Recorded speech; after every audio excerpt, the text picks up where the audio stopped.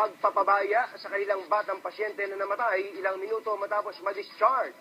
Yan ang umagang balita ni Francis Polve, exclusive.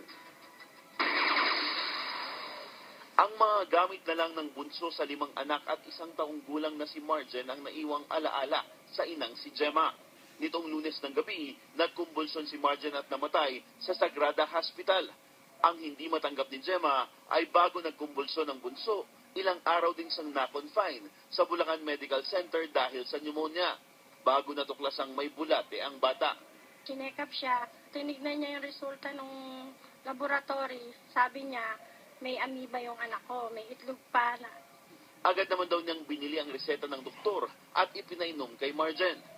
Hanggang sa pinayagan na silang umuwi. Wala pa kaming kalahating oras na nakakapamahinga. Sinumpong na naman yung anak ko. Nagkumbulsyon siya.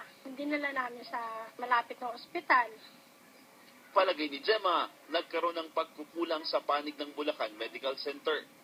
Magulang ako, gusto kong magkaroon ng kagalingan yung anak ko.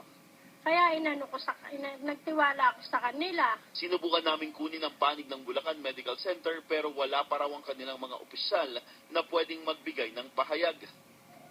Gayunman, pinakausap sa news team ang 2 sa mga nurse na nag-asikaso kay Marjen nang walang kamera. Nagulat at nakikiramay sila sa sinapit ng bata.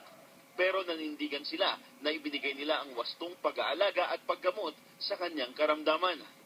Kaya kahit aminado sila na hindi pa tapos ang gamutan ni Marjen sa kanyang bulate, maayos naman daw ang kalagayan ng bata nang payagang umuwi noong February 18. Francis Polve para sa Umagang Balita. Malaking